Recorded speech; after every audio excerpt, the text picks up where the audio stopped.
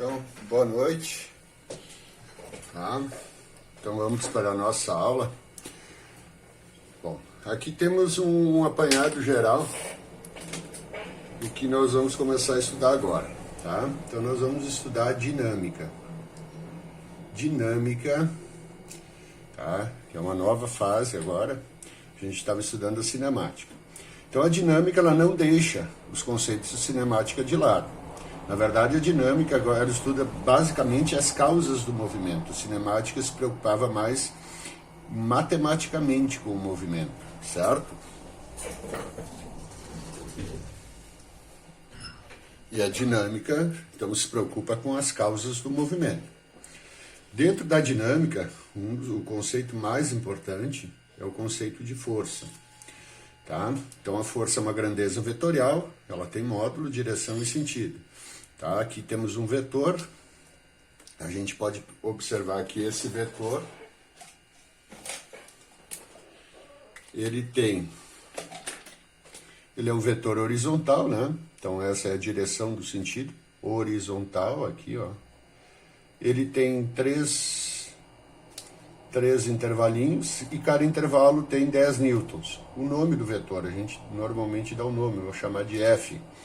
Então esse vetor ele tem um módulo que é o valor igual a 30, certo? Então aqui ó, nosso referencial é para cá, 30. Se fosse um vetor no sentido oposto, a gente poderia dizer que era menos 30. O sentido é da esquerda para a direita, então ele tem módulo, que é o valor, ó, cada pedacinho desses vale 10, então ele tem 1, 2, 3, vale 30. A direção, que ele é horizontal, e o sentido é para a esquerda. Opa, desculpa, da esquerda para a direita, tá? A unidade de força, tá? Que é, no sistema internacional é o Newton, tá? E no sistema usual, tá? Principalmente quando a gente entra em força dentro da indústria, a gente usa o kgf, é o equivalente, a força equivalente massa, né? Por exemplo, 1 kgf de força, é a força equivalente a 1 kg, tá? E 1 kg apoiado pode fazer. A força é uma grandeza. O que é a força, então? A grandeza é responsável pela variação do estado de movimento de um corpo. Tá? A força, ela consegue produzir variação na velocidade. Tá? Ela pode fazer isso, ela consegue fazer isso. Mas é muito importante ressaltar que não é necessário que exista força para que exista movimento. Tá? Um corpo pode estar em movimento sem força. Tá? Imagine aí que tu arremesse, né, um objeto para frente, tá? Tu vai imprimir uma velocidade, no início tu vai ter que fazer uma força. Mas aí tu cessa essa força e esse corpo continua em movimento.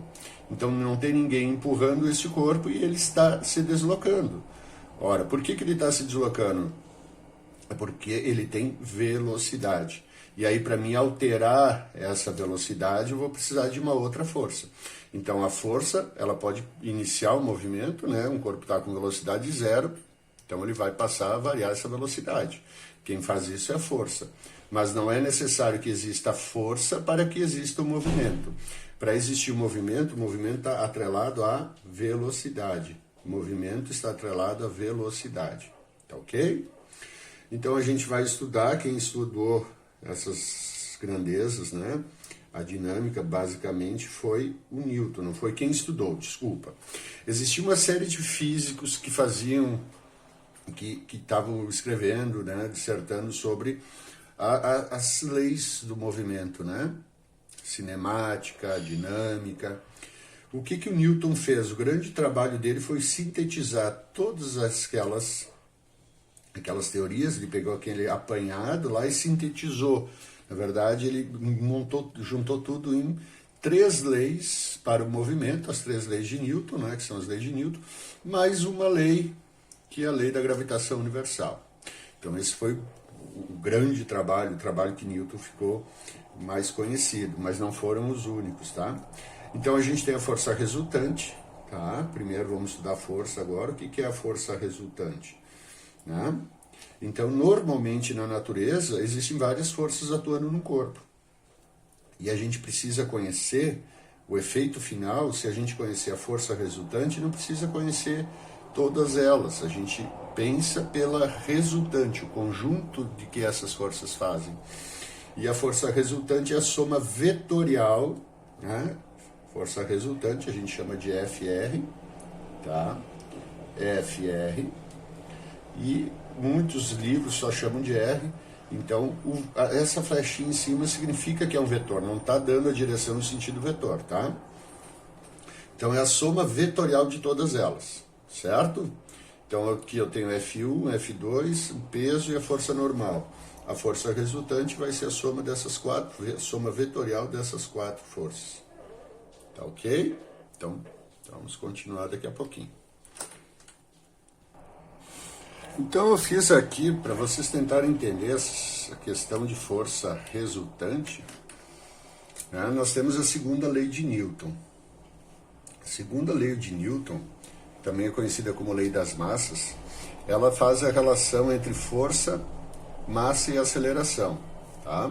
Então a gente sabe que força é igual a massa vezes a aceleração. Força resultante que vai produzir uma aceleração resultante, tá? Lembrando que para o lado, para onde o vetor força resultante aponta, o vetor aceleração também vai apontar. Então a força resultante e a aceleração tem sempre a mesma direção e o mesmo sentido, tá? Nesse exemplo que eu fiz aqui, é para a gente ver como é que funciona essa relaçãozinha aqui. Bom, nos 4 exemplos que eu coloquei, eu tenho a massa do corpo, ó, aqui é um bloco, no caso, que tem uma massa igual a 5 kg e uma força. Se eu tenho a massa e a força, eu posso calcular a aceleração. Então vamos aqui na letra A, tá? Calcular a aceleração. Como é que eu vou isolar a aceleração aqui, ó? Veja, eu quero a aceleração, a massa está multiplicando e passa dividindo. Então a aceleração é a força resultante dividido pela massa. Na letra A, eu só tenho uma força atuando no corpo. Uma força. Então, ela é a força resultante. Então, só tem uma força, como é a soma de todas as forças, só tem uma, ela é a força resultante. Então, eu vou ter 20. Dividido pela massa, que é 5. Então, essa força produz uma aceleração de 4 metros por segundo ao quadrado. Conceito de aceleração a gente já estava estudando. Na letra B, eu também quero a aceleração, eu tenho força, só que eu tenho um conjunto de forças. Então vejam, pessoal, eu tenho duas forças agora atuando na mesma direção e no mesmo sentido. Eu somo elas vetorialmente, quando tu soma vetorialmente, tu mantém a direção e o sentido, vai dar uma força para cá, igual a soma delas. Então essa é a resultante, ó, 20 mais 10, 30 newtons, tá? Então aqui a aceleração vai ser igual. Imagine uma mesa, se tu puxa duas pessoas puxando essa mesa para o mesmo lado, o efeito dessas duas forças é a soma algébrica delas, uma mais a outra. Então aqui vai dar a força resultante, que é 30 dividido pela massa, que é 5, 30 dividido por 5 dá uma aceleração de 6 metros por segundo ao quadrado. Na letra C, o que nós temos? Tu tem uma força puxando para a direita e uma força para a esquerda. Bom, aqui a soma algébrica dessas duas, o efeito dessas duas forças juntas, é tu fazer a maior menos a menor. Sentidos opostos, tu faz a maior menos a menor. Então 20 menos 10 dá uma força resultante igual a 10 newtons. Então aqui a aceleração vai ser 10 dividido pela massa, que é 5. A aceleração então é 2 metros por segundo ao quadrado. E aqui nós temos o seguinte, esse corpo eu esqueci de colocar, esse corpo está em repouso. Repouso, ele está parado. Tá? Só tem o peso dele. E eu quero saber, imaginem só, tem o peso não, tem a massa. Com a massa eu calculo o peso.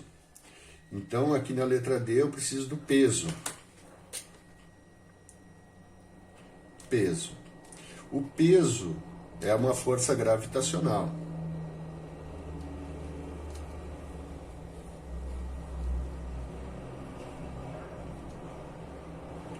qualquer objeto que está dentro do campo gravitacional terrestre, se tem massa, vai ter peso. Como é que eu calculo?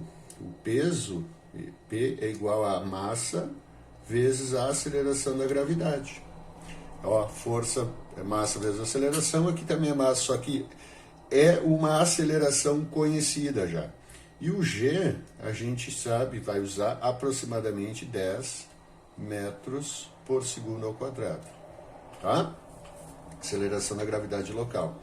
Então, esse corpo aqui, que tem uma massa igual a 5, o peso dele é 5 vezes o G, que é 10. Então, ele tem um peso igual a 50 newtons. E vejam, se nós não tivéssemos essa força para cima, para onde tem aceleração, para onde tem força, vai ter aceleração. Esse corpo estaria descendo. Então, esse corpo, essa tampinha de caneta aqui, essa caneta que está apoiada na mesa, por que elas não estão descendo? Ora, porque a mesa faz uma reação às forças de contato, empurrando, evitando com que essa caneta desça. Então, eu tenho duas forças, a força peso e a força normal.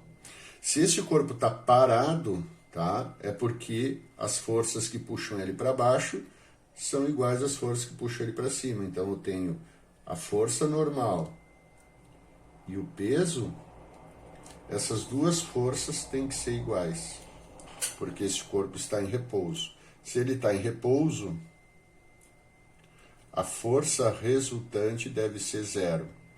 Se o corpo está em repouso, ou MRU, velocidade constante, tá? Então aqui eu quero saber quanto é que é a força normal. Ora, se eu tenho 50 newtons para baixo e o corpo está parado, eu tenho que ter 50 newtons para cima.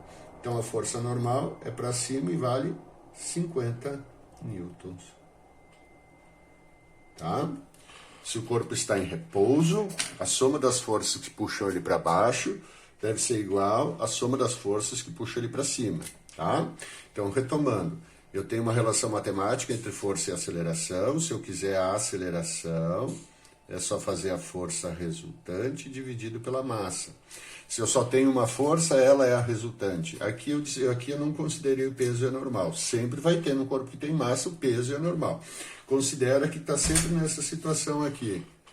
Considera que está sempre nessa situação aqui, tá? Peso e normal, quando eu não falo, porque elas são iguais, elas se anulam. Tá? O peso igual a normal, força resultante na vertical dá zero. Então, eu encontro a força resultante.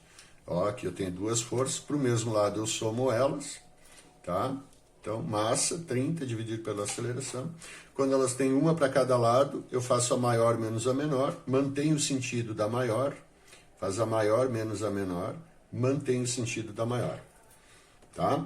Então, 20 menos 10 dá 10, 10 dividido por 5 dá 2, tá ok?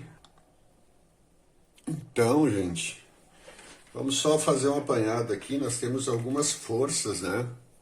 Algumas forças que a gente está estudando. Então, a força resultante, que é massa vezes aceleração. Massa vezes aceleração. E se eu quiser aceleração, é a força resultante dividida pela massa. Temos a força peso, que é a massa vezes a aceleração da gravidade, que geralmente é 10. Então, vejam que a massa não é uma força, tá? Força é a massa vezes uma aceleração, tá? E temos a força normal, que é uma força de reação, que a superfície faz. Sempre que eu apoio um corpo na superfície, eu faço uma força. A superfície vai fazer a terceira lei de Newton, uma reação a essa força, tá? E essa força existe, tá? Um objeto, vou pegar aqui a calculadora, ó, se eu soltar a calculadora aqui, ela vai descer. No momento que ela encosta na mesa, ela para de descer. Bom, parou, eu sei que a força resultante é zero. Peso ela não deixa de ter. Então ela vai ter um peso para baixo, que é a massa da calculadora vezes o G. Mas se ela parou, a resultante é zero, então eu tenho uma força para baixo, eu tenho que ter uma força para cima. Essa é a única explicação. Tá? Então, por quê? Se ela parou, a resultante é zero. Então, aqui, ó, só pega esse exemplo. Eu tenho uma força para baixo, que é o peso. mg, a massa, vezes G, que é 10. Então, pega a massa, multiplica por 10. Então, eu sei que aqui o peso é 50 newtons.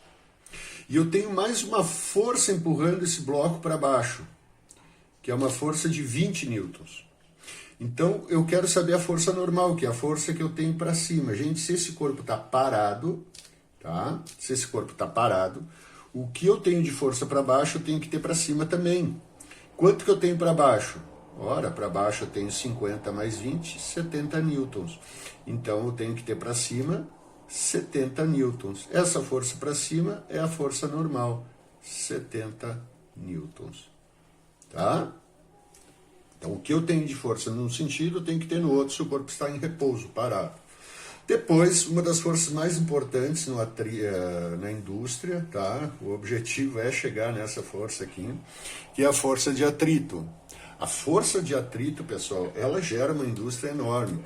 Onde é que eu tenho, né, a aplicação direta?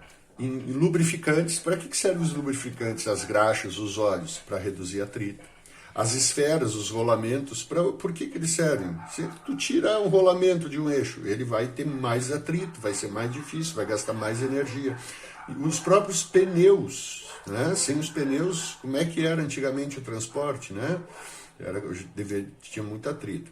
Bom, a força de atrito, FA, é igual a um coeficiente, aqui a letra, ó, faz um U com uma perna comprida, ó. É a letra Mi do alfabeto grego, tá? Letra Mi do alfabeto grego. Vezes a força normal. A força normal é essa força aqui, ó, que a calculadora recebe da mesa, tá? Então, tu pega o coeficiente de atrito depende das superfícies em contato, tá? Tu tem sempre duas, a do corpo e a onde ele está deslizando, né? Mas o detalhe é que nós temos dois coeficientes de atrito diferentes. O coeficiente de atrito estático é o Mi com um Ezinho aqui, quando o corpo está parado, e o coeficiente de atrito dinâmico. Se vocês já observaram, é mais difícil começar o movimento do que manter o movimento. Um objeto parado, a gente começa, para botar ele em movimento, a gente começa a sacudir ele, né? Ou seja, tentar iniciar o movimento, depois parece que fica mais fácil empurrar um objeto pesado, um armário. É porque o coeficiente de atrito estático ele é sempre maior que o dinâmico, embora sejam as mesmas superfícies, a mesma força normal. Mas quando o corpo está parado, tu tem um coeficiente de atrito estático maior que quando ele está em movimento, que é o coeficiente de atrito dinâmico. Então isso ocasiona uma força de atrito estático maior que a dinâmica sempre. A força de atrito, quando o corpo está parado, é sempre maior de quando o corpo está em movimento. Então é mais fácil manter o movimento do que iniciar o movimento. É mais fácil manter o movimento do que iniciar o movimento, tá? Então aqui um exemplo, ó, tá? Esse corpo aqui tem uma massa, tá? A massa dele é igual a 10 quilogramas. E eu sei que o coeficiente de atrito entre essas superfícies aqui, tá? O coeficiente de atrito estático é 0,2 e o coeficiente de atrito dinâmico é 0,15. Tá? Não tem unidade. Qual é a força de atrito estática? Qual é a força de atrito dinâmico? Bom, força de atrito é o coeficiente de atrito vezes a força normal. Então, a primeira coisa que eu tenho que fazer é a força normal. Bom, se a massa é 10, o peso desse corpo aqui é 100 newtons.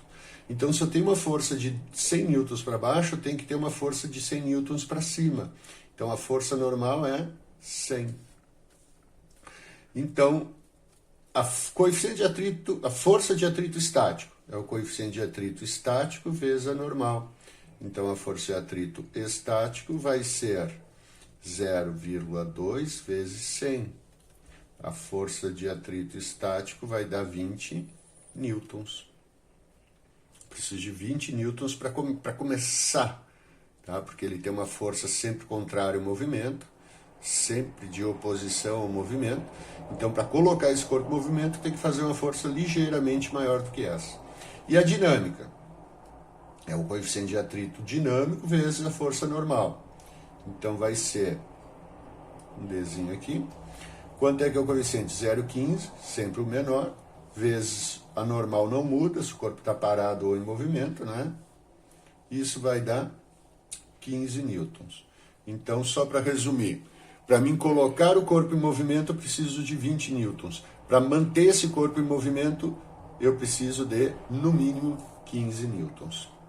Tá bom, pessoal?